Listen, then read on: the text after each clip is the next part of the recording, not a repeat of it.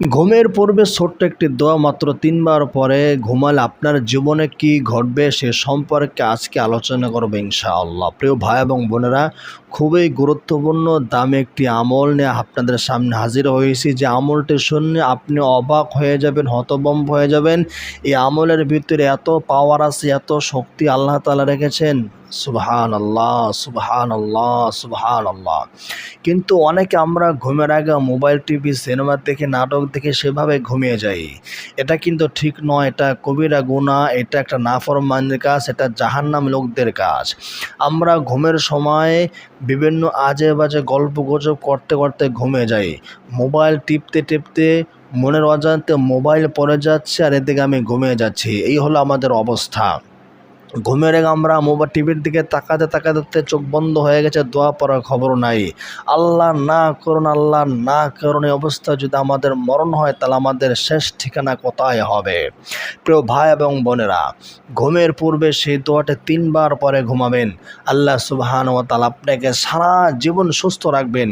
ঘুমের পূর্বে সেই দোয়াটা ৩ বার পরে ঘুমালে আল্লাহ তাআলা আপনার জীবন, আপনার সংসার, আপনার সন্তান, আপনার আয়ের মধ্যে বরকত দ্বারা মালামাল করে দিবেন। ঘুমের পূর্বে সে দোয়াটা ৩ বার পরে ঘুমাতে পারলে আপনার গুনাহ যদি পৃথিবীর গাছের পাতার সংখ্যা বরাবর হয় তবুও মাফ হবে। আপনার গ্রামে কয়টা গাছ আছে, গাছে কয়টা পাতা আছে, সব পাতা গুনলে যেই পরিমাণ হবে, আপনার গুনাহ যদি তার চাইতে বেশি হয়, আল্লাহ তাআলা তার উপর আপনার গুনাহ ক্ষমা করবেন। শুধু আপনার গ্রাম কেন, সারা পৃথিবীতে যত গাছ আছে, গাছে যত পাতা আছে, বাংলাদেশ, ভারত, আফগানিস্তান, পৃথিবীর যে কোনো প্রান্তে সকল গাছের পাতার সংখ্যা থেকে যদি আপনার গুনাহ আমার গুনাহ বেশি হয়, সে দোয়াটি পড়লে সকল গুনাহ মাফ হবে। নবী সাল্লাল্লাহু আলাইহি সাল্লাম বলছেন, যদি গুনাহ পৃথিবীর বালু কণার সমান থেকেও বেশি তো বলে আল্লাহ মাফ করবেন।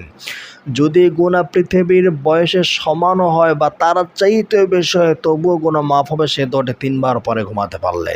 সুবহানাল্লাহ। এত দামি দামি দুরূদ আমরা পড়ি না, এত দামি দামি দুরূদ আমাদের পড়ার সময় থাকে না, এত দামি দামি পুরুত আমাদের মুখস্থও থাকে না, এত দামি দামি দুরূদ পড়তে আমাদের মন চায় না। কেন মন চায় না? আমরা ওই সময় গুনাহের সাগরে হাবুডুবু খাই, আমরা ওই সময় বিভিন্ন গল্প গুজবে সময় কাটাই, আমরা বিভিন্ন অবৈধ কথা বলে সময় নষ্ট করি, যার কারণে দোয়া আমাদের মুখ দিয়ে বের হয় না এবং দোয়া আমাদের পড়তেও মনে চায় না। প্রিয় ভাই এবং বোনেরা, যখন রাত শুরু হয়ে যায় আল্লাহ সুবহানাহু ওয়া তাআলা তখন তার কুদরতি হাত বান্দার দিকে সরিয়ে দেয়। আল্লাহ তাআলা বলেন, হে বান্দা, সারাদিন তুমি গুনাহ করেছো, সকাল থেকে জোহর পর্যন্ত গুনাহ করেছো, জোহর থেকে আসর পর্যন্ত গুনাহ করেছো, আসর থেকে মাগরিব পর্যন্ত গুনাহ করেছো। এখন তুমি আল্লাহ পাকের কাছে মাপ চাও, আস্তাগফিরুল্লাহ পড়ো, আল্লাহ পাকের দিকে ফিরে আসো, আল্লাহ তাআলা তোমাকে ক্ষমা করবেন। এরপর যখন দিন শুরু হয়ে যায় আল্লাহ তাআলা তার কুদরতি হাত, তার গুনাহ মাফের হাত বান্দার দিকে ছড়িয়ে দেয়া বলেন, হে বান্দা, তুমি সারা রাত্র গুনাহ করেছো, একা একা গুনাহ করেছো, দুনিয়ার কেউ তোমাকে দেখে নাই, তোমার মা তোমাকে দেখে নাই, তোমার বাবা তোমাকে দেখে নাই, তোমার আপন আত্মীয় স্বজন কেউ দেখে নাই, তোমার পরিচিত অপরিচিত পৃথিবীর কেউ দেখে নাই। তুমি অত্যন্ত লেপের নিচে, কম্বলের নিচে, খাতার নিচে ঢুকিয়া, মশারির ভিতরে ঢুকিয়া একান্তে নির্জনে মোবাইল টেপে টেপে কিংবা বেহায়া পোনার সাথে বিভিন্ন অবৈধ নারীদের সাথে তুমি মেলামেশা করে গুনাহ করেছো। ও বান্দা, তুমি গুনাহ করতে করতে রাত পার করে দিয়েছো। আমি আল্লাহ পাকের কাছে এবার তুমি মাপ চাও। আল্লাহ তাআলা দিনের বেলায় তার কুদরতে হাত ছড়িয়ে দিয়ে বলেন, হে সারা রাত্র গুনাহগার বান্দারা, হে সারা রাত্র মদ খেয়ে গুনাহ করেছো যারা, হে আমার বান্দারা, হে সারা রাত্র তোমরা যারা জিনা করেছো, ব্যভিচার করেছো, চুরি করেছো, ডাকাতি করেছো, অবৈধ জিনিস তোমরা দেখেছো, তোমরা দিনের শুরুতে আল্লাহ পাকের কাছে মাপ চাও। আল্লাহ তাআলা এভাবে বান্দাদেরকে সকল বেলায় তার মাফের হাত প্রসারিত করে বান্দাদেরকে রাখেন। যারা মাপ চায় আল্লাহ তাআলা তাদেরকে মাফ করিয়ে দেন। সুবহানাল্লাহ। এক হাদিসের ভিতরে এসেছে, যে বান্দা দিনের শুরুতে আল্লাহ পাকের কাছে মাপ চায়, আস্তাগফিরুল্লাহ পড়ে, এবং দিনের শেষে অর্থাৎ রাতের শুরুতে মাগরিবের পর আস্তাগফিরুল্লাহ পড়ে, যখন আল্লাহ পাকের কাছে আমলনামা পেশ করা হয়, আল্লাহ তাআলা আমলনামার শুরু পৃষ্ঠা উল্টায় যদি দেখে সেখানে মাপ চাওয়ার কথা আছে, এ বান্দা দিনের শুরুতে আল্লাহ পাকের কাছে মাপ চেয়েছিল, এ বান্দা দিনের শুরুতে আল্লাহ পাকের কাছে গুনাহ মাফের প্রার্থনা করেছিল, এবং আল্লাহ তাআলা পৃষ্ঠা শুরুতে যদি দেখে গুনাহ মাফের জন্য দোয়া করা, এবং পৃষ্ঠা শেষ পৃষ্ঠা আল্লাহ তাআলা উল্টান, আল্লাহ তাআলা যদি উল্টায় দেখেন শেষ পৃষ্ঠাতেও আছে, অর্থাৎ মাগরিবের সময় বান্দা আল্লাহ পাকের কাছে দোয়া করেছিল গুনাহ মাফের জন্য, তখন আল্লাহ তাআলা পৃষ্ঠার মাঝখানে আর গুনাহ আছে সেগুলো দেখেন না, আল্লাহ তাআলা বান্দার সারা দিনের এবং মধ্যরাতের সকল গুনাহ মাফ করিয়া দেন। আপনি আমি সারা রাত্র গুনাহ করেছি, ও ভাই দোস্ত আর বুজুর্গ, সারা রাত্র গুনাহ করেছি, সকালবেলা আল্লাহ পাকের কাছে মাপ চেয়েছি, সেটা ফেরেশতারা লিখে রাখে।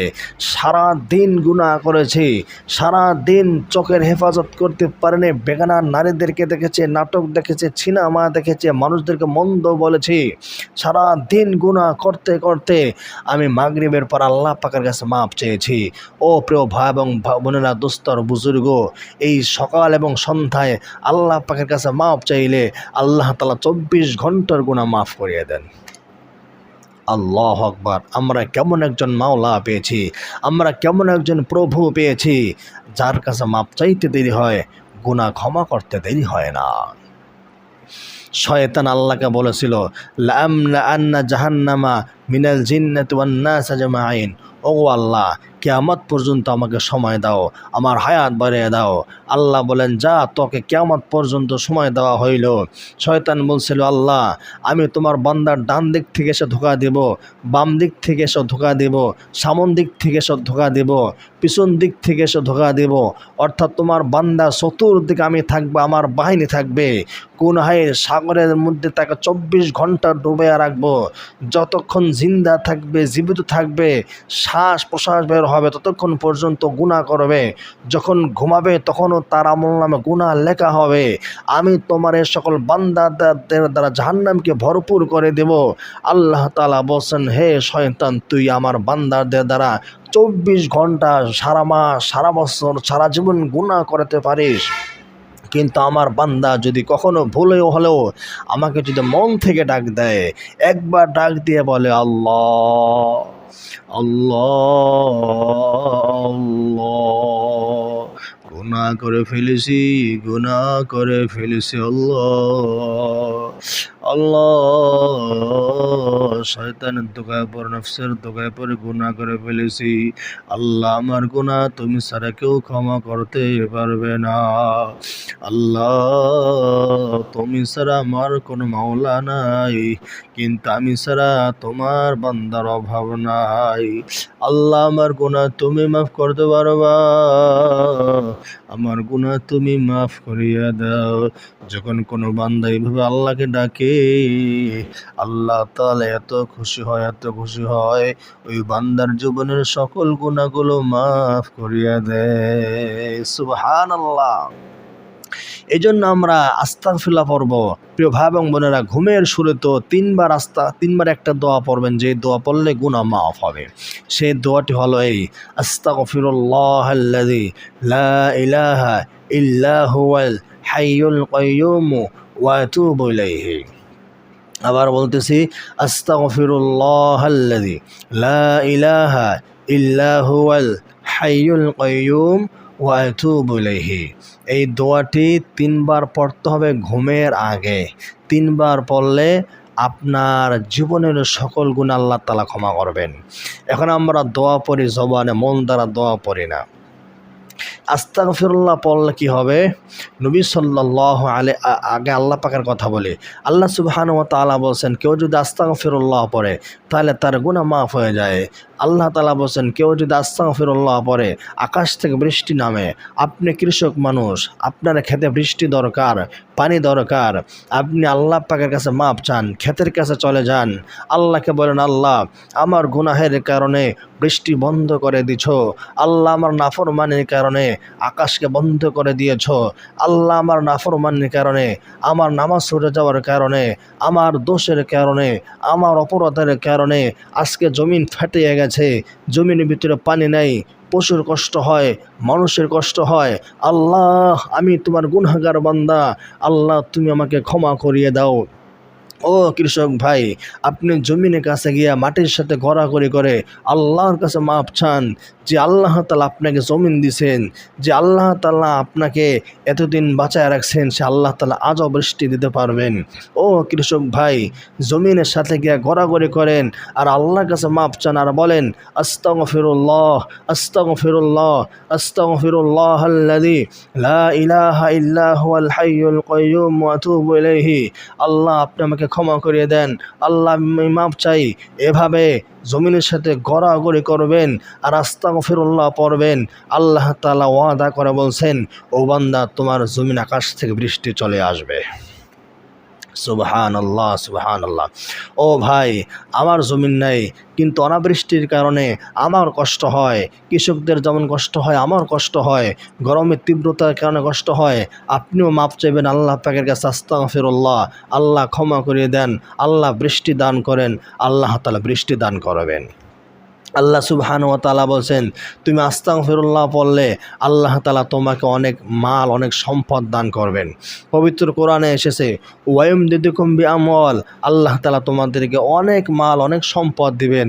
মাল এর বহুবচন আমওয়াল, আমওয়াল শব্দটা আল্লাহ ব্যবহার করেছেন। আল্লাহ তাআলা অনেক সম্পদ দিবেন। ও ভাই, কাজ করে বরকত হয় না। ও ভাই, কৃষি কাজ করে বরকত নেই। ও ভাই, গাড়ি চালায় বরকত নাই। ও ভাই, সারাদিন পরিশ্রম করে বরকত নাই। ও ভাই, বরকত কেন আসবে? আমার কাজের মধ্যে তো আল্লাহকে রাখি নাই, আমার পরিশ্রমের মধ্যে তো আল্লাহকে রাখি নাই, আমার পরিশ্রমের মধ্যে যেই কাজে বরকত হয় সেটা তো আমি রাখি নাই, তো বরকত কেন আসবে? এই জন্য আপনি আস্তাগফিরুল্লাহ পড়বেন, ঘন ঘন পড়বেন। আল্লাহ তাআলা আপনার কাজের ভিতরে বরকত দিবেন। যাদের সন্তান হয় না, আল্লাহ বলছেন সন্তান দিবেন। এই হলো দুনিয়ার লাভ, দুনিয়ার লাভ। গুনাহ মাফ হবে, বৃষ্টি আসবে, সম্পদ আসবে, সন্তান আসবে। মৃত্যুর পর কি হবে? আল্লাহ তাআলা বলেন ওয়াজআল লাকুম জান্নাত, আল্লাহ তাআলা তোমাদের কেমন জান্নাত দিবেন, যে জান্নাতে নিজ দিয়ে নদী প্রবাহিত হবে। সুবহানাল্লাহ। ও ভাই, দোস্ত আর বুজুর্গ, রাস্তা দিয়ে হাঁটার চলার আনন্দের চাইতে সেতুর উপর দিয়ে চলার আনন্দ বেশি কেন?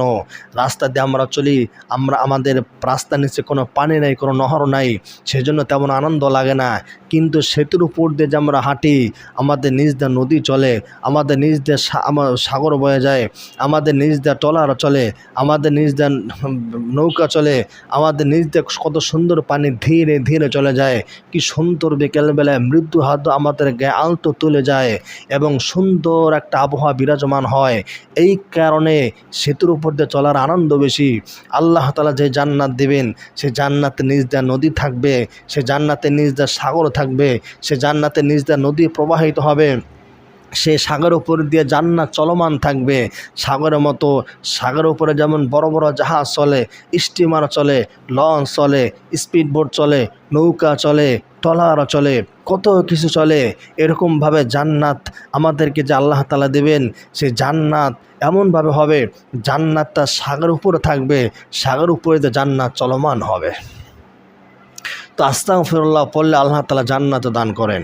নবী সাল্লাল্লাহু আলাইহি ওয়াসাল্লাম বলছেন, মান লাজিমাল ইস্তিগফার, যে ব্যক্তি নিয়মিত আস্তাগফিরুল্লাহ পড়ে, যে ব্যক্তি কন্টিনিউ করে আস্তাগফিরুল্লাহ, জাআলাল্লাহু লাহু মিন কুল্লি দিকিম মাখরাজা, আল্লাহ তাআলা তার প্রত্যেক সংকট থেকে উত্তরণের রাস্তা আবিষ্কার করে দেন, বের করে দেন। ওয়া মিন কুল্লি হাম্মিন ফরাজা, আল্লাহ তাআলা তার পেরেশানি থেকে মুক্তির রাস্তা বের করে দেন। ওয়া রাযাকাহু মিন হাইসু লা ইয়াহতাসিবু, এবং আল্লাহ তাআলা তাকে এমন জায়গা থেকে রিজিক দেন যা সে কল্পনাও করতে পারে না। হ্যাঁ প্রিয় ভাই, দোস্ত আর বুজুর্গ, আস্তাগফিরুল্লাহ বেশি বেশি বললে এমন জায়গা থেকে আল্লাহ রিজিক দেন যা বান্দা কল্পনাও করতে পারে না। একটা গল্প আপনাদেরকে শোনাই। আফ্রিকার একজন কালো মেয়ে সৌদি আরবে বা আরব দেশে বসবাস করত। এই কালো মেয়ের চাহিদা আফ্রিকার অঞ্চলে খুব ব্যাপক। কালো মেয়ের বিবাহের প্রস্তাব আসতে লাগলো তার দেশ থেকে, কালো ফ্যামিলির লোক থেকে। মা বাবার ছেলেকে পছন্দ হয়, ফ্যামিলি পছন্দ হয়, মেয়ে রাজি নয়। মেয়ে বলে আমি কালো স্বামীর জামাই স্ত্রী হতে চাই না, আমি আরব দেশে থাকি, আমি একজন সুন্দর সুদর্শন যুবকের বউ হতে চাই। মেয়ের মা বাবা ক্ষিপ্ত হয়ে গেল, তোমার মতো কালো মেয়েকে এই আরব দেশের কোন সুদর্শন যুবক বিবাহ করবে? সে তার মা বাবার সাথে তর্ক বিতর্ক করতে লাগলো, কথা কাটাকাটি করতে লাগলো। মা বাবা তার উপরে ক্ষিপ্ত হয়ে গেল, বয়স বেড়ে যাচ্ছে, তোমার উপর উপযুক্ত পরিবার থেকে বিবাহের প্রস্তাব আসে, তুমি কেন রাজি হচ্ছ না? এই মেয়েটাকেই কথা, আমি এই দেশের একজন সুদর্শন যুবকের বউ হতে চাই। কিছুদিন পর ওই দেশের একজন, আরব দেশের একজন সুন্দর মানুষ, দেখতে ভালো দেখায়, দেখতে উজ্জ্বল দেখায়, ফর্সা দেখায়, পরিষ্কার দেখায়, চেহারা ধবধবে সাদা, দেখতে খুব চমৎকার দেখা যায়, বিবাহের প্রস্তাব নিয়ে আসলো। মেয়ের মা বাবা তো খুশি হয়ে গেল, এই দেশের মানুষও আমার মেয়েকে বিবাহ করতে চায়। এরপর মেয়ের মা বাবা রাজি হয়ে গেল, আরব দেশের মেয়ে ছেলে পাওয়া গেছে, এখন তাকে বিবাহ দিবে। কিন্তু মেয়ে বসলো, জিজ্ঞাসা করলো এই ছেলেকে তিনি বিবাহ করবেন না, বিবাহটা রাজি নয়, কারণ এই সুন্দর যে লোকটা আছে তার সাথে আরেক জায়গায় বিবাহ হয়েছে, তার সংসার আছে, তার সন্তান আছে, আমি এতে রাজি নই। মেয়ের মা বাবার ক্ষিপ্ত হয়ে গেল, মেয়ের মা বাবার সজোরে ক্ষিপ্ত হয়ে মেয়ের গালে চড় মেরে দিল যে তুমি বলেছ এই দেশে সুন্দর লোককে বিবাহ করবে, সুন্দর লোক এসে গেছে, এখন বলতেছো অবিবাহিত হতে হবে, এটা কেমন কথা? মেয়ের বয়স বেড়ে যাচ্ছে, মেয়ের মা আস্তে আস্তে বিচলিত হয়ে যাচ্ছে, পেরেশানি হয়ে যাচ্ছে। মেয়ের মা যখন মেয়ের গায়ে আঘাত করলো, চর মারলো, মেয়ে তখন ক্ষিপ্ত হয়ে বলল, মা আর মাত্র 7 দিন তোমার বাড়িতে আছি, এরপর আমি 7 দিন পর তোমার বাড়ি থেকে বেরিয়ে যাব। মেয়ের মা আশ্চর্য হয়ে গেল, অবাক হয়ে গেল, কি থেকে কি হতে যাচ্ছে, আমার মেয়ে 7 দিন পর কোথায় চলে যাবে? মেয়ের মা এবার মেয়েকে দেখে নজরে রাখতে লাগলো। 7 দিন পর থেকেই আর একটা বিবাহের প্রস্তাব আসলো, একদম সুন্দর সুদর্শন যুবক, যার আগে কোথাও বিবাহ হয় নাই। 7 দিনের মাথায় বিবাহ হয়ে গেল, জমকালো অনুষ্ঠানে বিবাহ হয়ে গেল। ওই যুবক এই মেয়েকে তুলে নিয়ে তাদের বাড়িতে নিয়ে গেল। 7 দিনের মাথায় এই মেয়েটি তার মেয়েকে জিজ্ঞাসা করলো, ও মা 7 দিনের মাথায় তুমি বলছো বিবাহ বাড়ি থেকে চলে যাচ্ছ, এমন কি আমল করেছো, এমন তুমি কি করেছো যার বদৌলতে তুমি যা চেয়েছো আল্লাহ তাআলা তোমাকে তা দান করেছেন, তোমার মনের আশা বাসা আল্লাহ তাআলা পূরণ করেছেন, সে কি আমল করেছো, কি ফর্মুলা, কি জাদু, কি মন্ত্র তুমি পড়েছো? ওই মেয়ে তখন বলল, মা আমি 2টা আমল করেছি, সারাক্ষণ আস্তাগফিরুল্লাহ পড়েছি, আল্লাহ পাকের কাছে কেঁদে দোয়া করেছি, আর শেষ রাতে আল্লাহ পাকের কাছে প্রাণ ভরে দোয়া করেছি। আমি 7 দিন ভালো করে ঘুমাই নাই, আমি 7 দিন আমি জবান জপতে আমার মুখ ব্যথা হয়ে গেছে, তোর উপর আমি আস্তাগফিরুল্লাহ ছাড়ি নাই, বাদ দেই নাই, আস্তাগফিরুল্লাহ কন্টিনিউ অনবরত আমি পড়ে গেছি, আল্লাহ পাকের কাছে শেষ রাতে দোয়া করেছি, আল্লাহ তাআলা আমার দোয়া কবুল করেছেন এবং একজন সুন্দর সুদর্শন যুবকের সাথে আমার বিবাহের ব্যবস্থা করে দিয়েছেন। এজন্য প্রিয় ভাইরা, দোস্ত আর বুজুর্গ, আল্লাহ পাকের কাছে কোনো কিছু অসম্ভব নয়। মানুষের কাছে যেটা অসম্ভব আল্লাহ পাকের কাছে সেটা অসম্ভব নয়। এটাই নবীজি বলছেন, যারা নিয়মিত কন্টিনিউ আস্তাগফিরুল্লাহ পড়বে আল্লাহ তাআলা তাকে এমন জায়গা থেকে রিজিক দিবেন যা সে কল্পনাও করতে পারবে না। এজন্য আমরা ঘুমের সময় 3 বার পড়ব আস্তাগফিরুল্লাহাল্লাযী লা ইলাহা ইল্লা হুয়াল হাইয়ুল কাইয়্যুম ওয়া আতুবু ইলাইহি। 3 বার পড়ব, বেশি না, 3 বার যখন পড়ব, ও ভাই আমরা জবান দেওয়া পড়ে কিন্তু মন দেওয়া পড়ি না। এই কারণে আস্তাগফিরুল্লাহ পড়ে ফল পাই না, আস্তাগফিরুল্লাহ পড়ে আকাশ থেকে বৃষ্টি নামে না, আস্তাগফিরুল্লাহ পড়ে ভাগ্য পরিবর্তন হয় না, আস্তাগফিরুল্লাহ পড়ে সন্তান হয় না, আস্তাগফিরুল্লাহ পড়ে পেরেশান দূর হয় না, আস্তাগফিরুল্লাহ পড়ে সংকট থেকে যায়, আস্তাগফিরুল্লাহ পরে রিজিক চলে আসে না। কেন আসে না? আমাদের জবান দ্বারা আস্তাগফিরুল্লাহ হয়, মুখ থেকে আস্তাগফিরুল্লাহ উচ্চারিত হয়, কিন্তু মন থেকে আস্তাগফিরুল্লাহ বের হয় না, মন থেকে আমরা পড়ি না। এই জন্য আস্তাগফিরুল্লাহ আমাদের ভাগ্য পরিবর্তন করে না। যেদিন আপনি মন থেকে পড়তে পারবেন সেদিন থেকে আপনার ভাগ্য পরিবর্তন হওয়ার চাকা ঘুরে যাবে ইনশাআল্লাহ। মন থেকে কীভাবে পড়বেন, আস্তাগফিরুল্লাহ কীভাবে পড়তে হয়? আস্তাগফিরুল্লাহ পড়ার সময় নিয়ত করবেন, হে আল্লাহ, অতীতে আমি যত গুনাহ করেছি এই গুনাহ আর করব না, ভবিষ্যতে আর করব না, আমি ভালো হয়ে যাব, নিষ্পাপ হয়ে যাব, পবিত্র হয়ে যাব, গুনাহমুক্ত জিন্দেগি আমি করব। এই হিম্মত করে, এই নিয়াত করে এই ভরসা রেখে যখন আপনি আস্তাগফিরুল্লাহাল্লাযী লা ইলাহা ইল্লা হুয়াল হাইয়ুল কাইয়্যুম ওয়া আতুবু ইলাইহি 3 বার পড়বেন, আল্লাহ তাআলা তখন আপনার আগের গুনাহ, পরের গুনাহ, ছোট গুনাহ, বড় গুনাহ, প্রকাশ্য গুনাহ, অপ্রকাশ্য গুনাহ, সকল গুনাহ আল্লাহ তাআলা ক্ষমা করবেন। আর যদি মুখ দিয়া পড়েন, অন্তর দিয়া পড়েন নাই, 100 বার পড়লেও কাজ হবে না, বিন্দু পরিমাণ উপকার পাবেন না। যেন আসুন আমরা যেহেতু আস্তাগফিরুল্লাহ পড়বেই, আমরা ওইভাবে পড়ি যেইভাবে আল্লাহ এবং তার রাসূল সাল্লাল্লাহু আলাইহি ওয়াসাল্লাম পড়তে বলেন। আস্তাগফিরুল্লাহ 3 বার পড়ব, আমাদের ভাগ্য আল্লাহ তাআলা পরিবর্তন করবেন ইনশাআল্লাহ। ভিডিও শেষ পর্যন্ত আপনাদেরকে একটা অনুরোধ করতে যাই, আমার একটা মাদ্রাসা রয়েছে, মহিলা মাদ্রাসা। আমাদের মাদ্রাসায় অনেক ইতিম গরিব অসহায় ছাত্রী রয়েছে, আশ্চর্য হয়ে যাবেন, এমন ছাত্রী রয়েছে তারা বেতন পর্যন্ত ঠিকমতো দিতে পারে না। আমাদের মাদ্রাসার খাবার দাবার টাকা পরিপূর্ণভাবে দিতে পারে না। আমাদের মাদ্রাসায় কিছু শিক্ষক শিক্ষিকা আছেন যারা বেতন পর্যন্ত নেন না, মাদ্রাসার টাকা পয়সার অর্থনৈতিক দুর্দশার কারণে। আমাদের মাদ্রাসা একদম অজপরা গায়ে, গ্রামগঞ্জে, মানুষের অর্থ সম্পদ বেশি নাই, মানুষের দিন আনা দিন খায়, একদম অজপরা গায়ে আমাদের মাদ্রাসা। এজন্য যদি কোনো দিনদার মুসলমান ভাই এবং বোনেরা থাকেন, আমাদের মাদ্রাসার জন্য একটু চাল দেবেন। যারা এতিম গরিব এখানে থাকেন তারা যেন একটু ভালো খেতে পারে, ভালো খেয়ে তারা যেন লেখাপড়া করতে পারে, এবং শিক্ষিকারা যেন ভালো লেখাপড়া করাইতে পারেন। এজন্য যারা দিনদার পরহেজগার দেশ এবং বিদেশ থেকে যারা দেখছেন ভিডিওটি, অনুগ্রহ করে আমাদের মাদ্রাসার জন্য একটু চাউলের বস্তা দান করবেন। 1 বস্তা 2 বস্তা যে যতটুকু পারেন দান করবেন, কিংবা নগদ অর্থ অনেকে ছাগল দান করেন। তো ভাই, চাল আমাদের বেশি দরকার, চালটা হয়ে গেলে আলহামদুলিল্লাহ আমাদের বেশি ভালো হয়, কারণ চালের দামটা বেশি, চাউলে লাগে বেশি। তো যারা দান করতে চান অনুগ্রহ করে দান করতে পারেন, নগদ অর্থ দিতে পারেন, বা যেভাবে আপনার দান করতে মন চায়, 500 টাকা, 1000 টাকা, 10,000 টাকা, 20,000 টাকা, আপনার চাইলে সারা মাসের চালও দিতে পারেন, বা 1 বছরের যত চাল লাগে তাও দিতে পারেন, আপনার নার ইচ্ছা। আমরা দোয়া করতেছি আল্লাহ তাআলা যেন যারা দান করেছেন, অতীতে যারা দান করেছেন, অনেক ভাইরা দান করেছেন আলহামদুলিল্লাহ, যারা দিয়েছেন আমরা তাদের জন্য দোয়া করি, এবং ভবিষ্যতে যারা দেবেন তাদের জন্য দোয়া করি। আল্লাহ তাআলা যেন সবার দান কবুল করেন, দানের উসিলে আল্লাহ তাআলা যেন সবার বিপদ আপদ থেকে হেফাজত করেন, সন্তানগুলো যেন ভালো করিয়ে দেন, ব্যবসা বাণিজ্য আল্লাহ তাআলা যেন সুন্দরভাবে রাখেন, আল্লাহ তাআলা জান এবং মালের নিরাপত্তা দান করেন, বলুন আমিন।